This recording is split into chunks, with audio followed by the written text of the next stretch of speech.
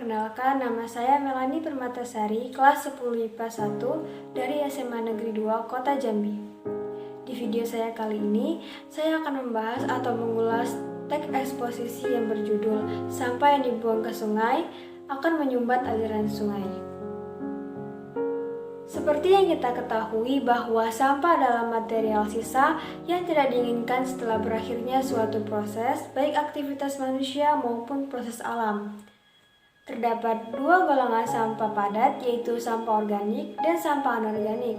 Jika sampah organik bisa hancur diuraikan oleh bakteri, berbeda dengan sampah anorganik yang tidak dapat diuraikan oleh bakteri.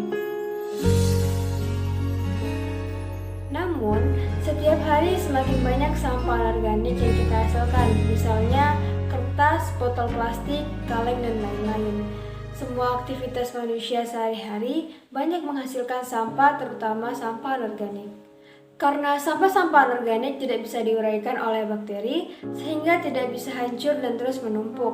Akibatnya, banyak orang yang membuang sampah sembarangan, di pinggir jalan, di lingkungan rumah, di selokan, bahkan di sungai pun sekarang telah penuh dengan sampah-sampah masyarakat yang tidak bertanggung jawab. Kebiasaan membuang sampah sembarangan adalah faktor utama kerusakan lingkungan. Salah satu kerusakan lingkungan yang disebabkan oleh kebiasaan membuang sampah sembarangan adalah banjir.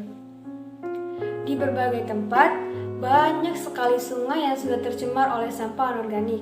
Apalagi di kota-kota besar, sungai seperti halnya tempat pembuangan akhir sampah. Selain kesadaran pembuangan sampah pada tempatnya rendah, kebiasaan membuang sampah ke sungai diakibatkan oleh beberapa hal. Di antaranya adalah 1. Kurangnya lahan atau tempat pembuangan akhir atau yang biasa kita sebut dengan TPA. 2. Ekonomi yang pas-pasan, membuat orang membuang sampah ke sungai daripada harus minta tolong ke petugas pembersihan. 3.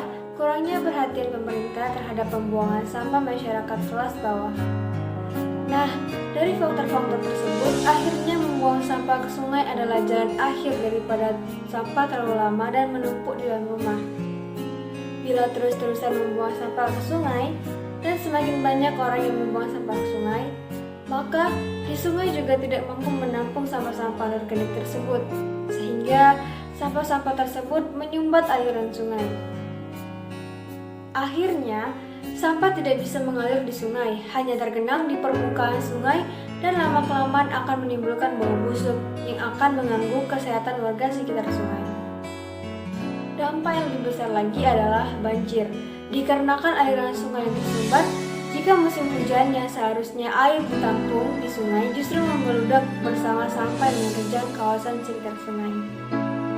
Sekedar menyebutkan contoh, banjir yang terjadi di Jakarta 17 Januari 2013 lalu, debit air di Kanal Banjir Barat, khususnya Manggarai dan Karet, sangat tinggi dibanding hujan pada tahun-tahun sebelumnya. Sebabnya, curah hujan di Kuta Lampa pada hari sebelum banjir Januari 2013 hanya 107 mm. Jauh lebih rendah dibanding curah hujan saat banjir 2007 yang menyampai 409 mm. Hasil simulasi penelitian mengungkapkan bahwa tingginya debit air yang mencapai 180 meter kubik per detik dan ketinggian air di Manggarai dan Karet disebabkan oleh sampah yang menyumbat aliran air. Sampah menutup 3 dari 4 pintu karet. Analisis penelitian menyebutkan bahwa bila saja sampah tak menyumbat 3 dari 4 pintu di karet, ketinggian air tak akan lebih dari 6 meter. Dengan demikian, jelas bahwa salah satu pokok permasalahan banjir adalah sampah yang menumpuk dan menyumbat aliran air sungai. Tetapi, itu semua juga disebabkan oleh manusia yang kurang sadar terhadap kebersihan lingkungan sekitar. Dan kita harus membiasakan membuang sampah pada tempatnya, agar bisa menciptakan lingkungan yang indah, bersih, dan jauh dari bencana banjir. Dari penjelasan tersebut, dapat disimpulkan bahwa banjir adalah peristiwa yang terjadi ketika aliran air yang berlebihan merendam daratan. Banjir juga dapat terjadi di sungai ketika alirannya melebihi kapasitas saluran air, terutama di selokan sungai. Akibatnya, mampu merendam dan merusak jalanan raya, jembatan, mobil, bangunan, dan sistem selokan bawah tanah. Kerugian dari segi harta dan jiwa manusia merupakan dampak lain dari terjadinya banjir. Nah, dengan cara menjaga lingkunganlah kita dapat menanggulangi bencana ini. Tetapi kita juga memerlukan sikap saling gotong royong untuk mengatasi bencana ini. Karena apabila kita mengatasinya secara individu, memungkinkan cara kerjanya yang cukup berat dan sulit. Maka dengan kerjasama dan gotong royong, hal ini dapat teratasi dengan mudah. Setelah itu hasilnya pun dapat membuat hidup kita menjadi lebih nyaman karena tidak akan ada lagi bencana yang datang. Dan walaupun jika hal ini telah teratasi, kita harus tetap waspada dan selalu menjaga lingkungan agar tetap terlihat nyaman dan asri. Nah, teman-teman, apakah kalian tahu dari teks yang Melly jelaskan tadi merupakan teks eksposisi yang mempunyai 3 struktur, yaitu tesis, pendapat umum, argumen, dan penegasan ulang. Yang merupakan tesis atau pendapat umum terdapat pada paragraf pertama yang menjelaskan tentang golongan sampah yang harus kita ketahui agar kita dapat memilah dan membuang sampah dengan benar.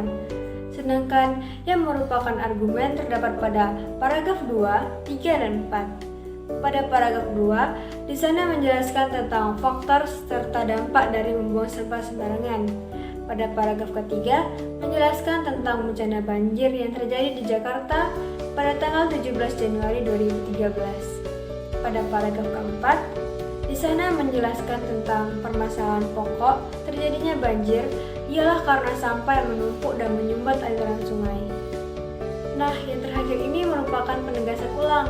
Biasanya ini terdapat pada akhir paragraf dan berisi tentang kesimpulan akhir dari teks yang disampaikan.